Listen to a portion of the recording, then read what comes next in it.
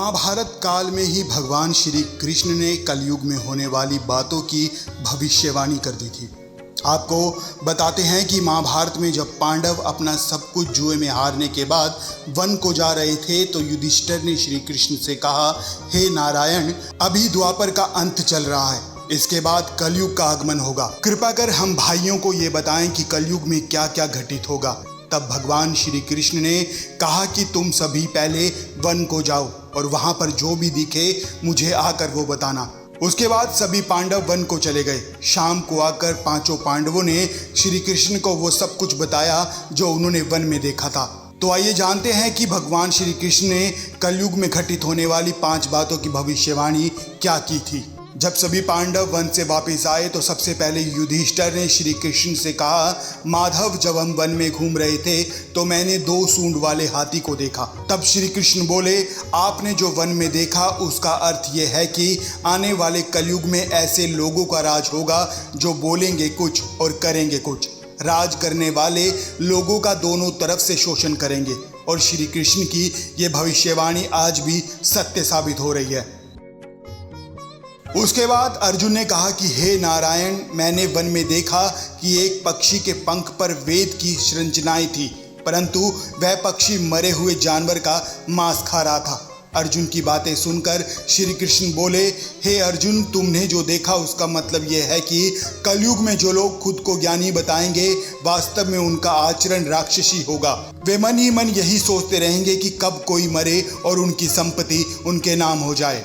और भगवान श्री कृष्ण की ये भविष्यवाणी भी आज कलयुग में सच साबित हो रही है।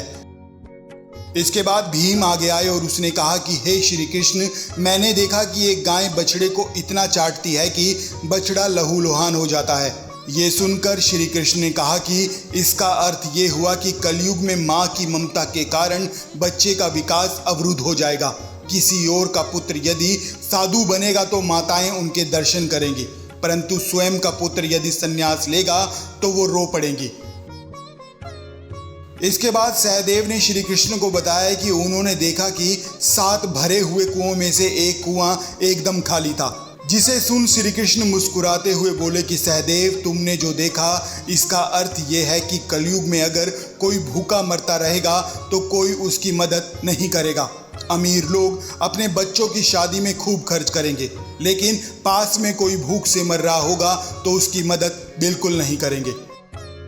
और अब बात करते हैं कलयुग की अंतिम और महत्वपूर्ण भविष्यवाणी की। और अंत में फिर नकुल ने माधव को बताया कि उन्होंने वन में देखा कि एक बड़ी सी चट्टान बड़े बड़े वृक्षों और पत्थरों से टकराने के बाद भी नहीं रुकी, परंतु एक छोटे से पौधे से टकराते ही रुक गई।